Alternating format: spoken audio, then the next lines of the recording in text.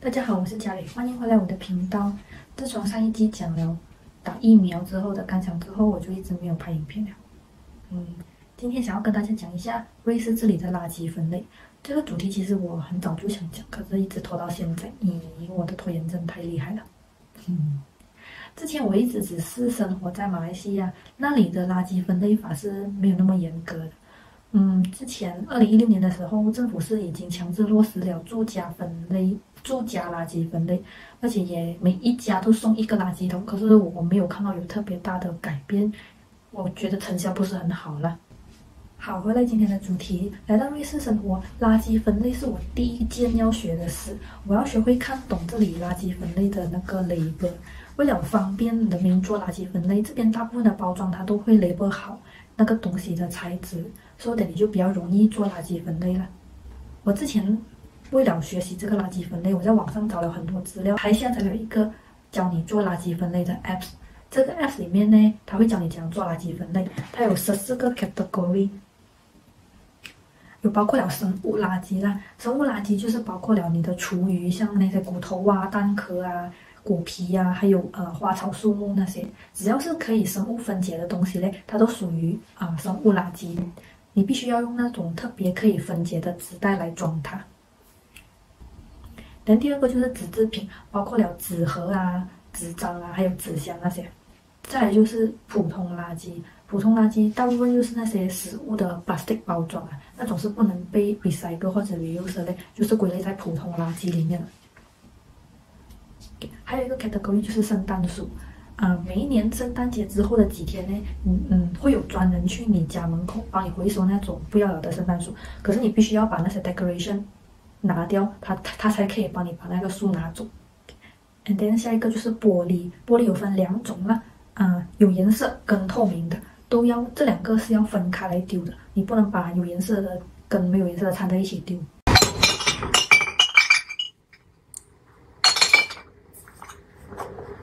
然后这种有颜色的玻璃，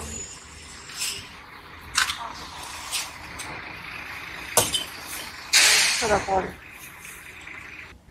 这边有个特别的，就是玻璃只限于那种玻璃瓶或者玻璃罐，那种镜子的玻璃啊，或者窗口的玻璃啊，是不能归类在这个范围里面的。好像是讲，因为他们那个熔点是不一样，所以他们是不这样子接受的。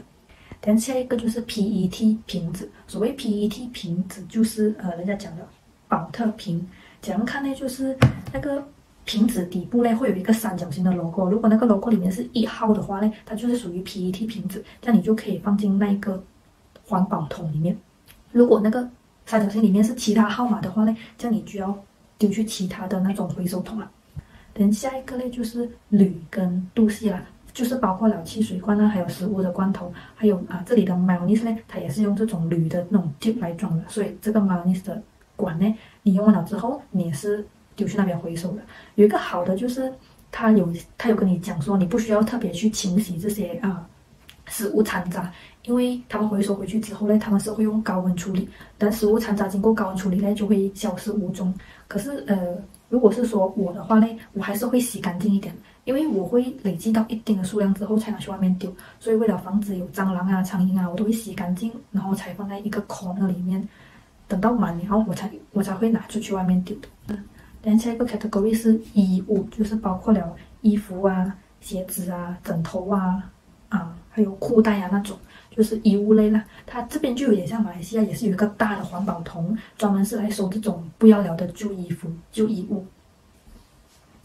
下一个就是干电池，就是平时我们用的 Double A 啊、Triple A 的电池嘞，它会有一个特别的回收桶去回收这些。之前我在 IKEA 那边也是有看到，它有一个特别的箱子，专门是收干电池的。然后这个电池类它是不包括了那种 lithium，就是手机的那种电池的，那种是不包括的。那种要怎样处理嘞？可能就要上网去查一下了。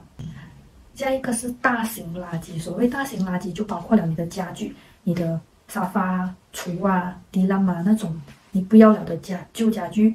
它是可以回收的。可是你要打电话去那个有关当局那边找 appointment， 他才会安排时间去你家帮你回收这种东西。然后这个是免费的，你不需要给任何钱的。之后下一个是电器，电器跟大型垃圾是不同的 category 来的。然后这边是写说，你可以把这些旧电器，送回去那些电器公司，他们会有人去专门回收这些旧电器。然后除了电器行之外，你还可以把它送去那个特别的 collection point。这个 collection point 就是有点像是大型的回收工厂啦，那边是什么东西都收的。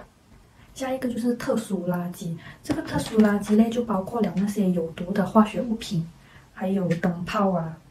还有油之类的。对那些好像有时候你煮了菜的那种废油嘞，你是不能随便倒去马桶或者倒去水槽冲掉，他们会叫你存在一个1L，最大是1L的一个油桶里面，你存够了，然后要拿去那个回收站里面回收的。最后还有一个嘞，很特别的是咖啡 capsule， 就是胶囊咖啡里面那个胶囊。这边很多人喝咖啡嘛，如果你喝的是那种胶囊咖啡嘞，你喝完了那个空的胶囊嘞，你是要另外丢。可是这边有说，它只接受那个 aluminium 的 capsule， 所以其他的我不知道啦。可是如果是说 aluminium 的 capsule， 它会有特别收的，然后又跟那个前面的 aluminium 那个铝嘞是不一样的回收方式。最后一个 category 就是 others， 就是除了以上我刚刚讲的那些，如果你还有其他不懂是什么样类型的垃圾，不知道怎么分类的垃圾，那你就可以去它那个网站那边 check 了。然后这个 app 里面呢，它还会有写那个回收车去你家收垃圾的时间，只要你输入你家的地址，它就会出那个 schedule 给你。比如说我这边呢是星期1跟星期4收生物垃圾，星期2跟星期5是收普通垃圾，星期3是收纸回收品。拜六礼拜呢是没有做工的，他们是没有来收垃圾的。And then 你还可以在这个 app 里面找到你丢垃圾的地点。基本上这里每一个建筑物它都会有一个垃圾房，里面会有普通垃圾、生物垃圾，还有纸制品的回收桶。可是其他的垃圾呢，你是要送去回收站的。每个住宅区它都会有自己的回收站，那个回收站通常它一定会有铝制品的回收桶、玻璃的回收桶，还有 PET 的回收桶。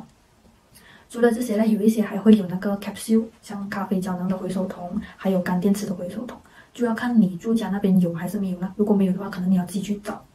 但除了这个之外，超市像 Migros 啊、Co-op 那种呢，它都会有自己的回收桶。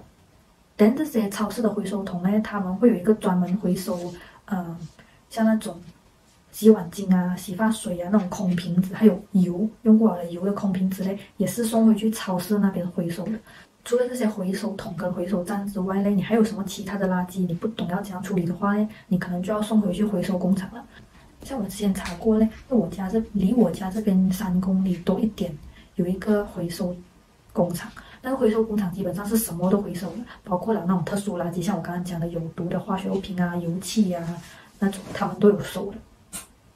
在瑞士丢垃圾，你必须要用指定的袋子。有包括了普通垃圾跟生物垃圾的袋子，其他的呢你就直接丢进回收桶就可以了，那些是不用袋子的。连普通垃圾跟生物垃圾的袋子呢，你可以在超市买到。在你买的时候呢，那个价钱是包括了那个垃圾处理费的，就 something like 那个环保税啦。所以你是不能随便用其他的袋子来装，你只能用指定的，因为那个是包括了 tax 的。如果你用其他的袋子装的话，我相信他们是不会收的啦。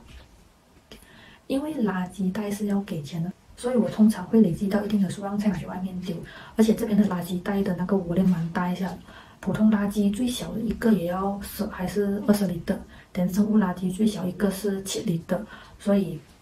也是不会随便丢垃圾的，因为你每丢一个垃圾都要付一定的钱。为了防止你累积的垃圾发出臭味，所以你最好要买有盖的垃圾桶，这样你才不会闻到臭味。之前冬天的时候就还好啦，天气冷。现在夏天天气热了呢，垃圾很容易发出臭味，所以你一定要盖好。还有就是生物垃圾，如果你不盖的话呢，有可能苍蝇会在里面生蛋，这样就会发生很恐怖的事情了。之前我就是有一次不小心没有盖好，结果可怕的事情发生了。这个不要讲了，太恶心了那个画面。之前我还在 YouTube 看人家分享说，在瑞士丢垃圾是要看时间的。很多地方是星期天不能丢垃圾，因为他们觉得你在丢垃圾的时候，那个玻璃瓶相撞，那个罐子相撞的声音会吵到人家，所以你在丢垃圾之前，你就要看好时间了，不然有可能会给人家投诉。啊，是不是觉得在瑞士丢垃圾是一个大学问呢？今天的分享就到这里了。如果你们喜欢的话，可以点个赞、订阅、留言给我啦。就这样子，拜拜，拜拜。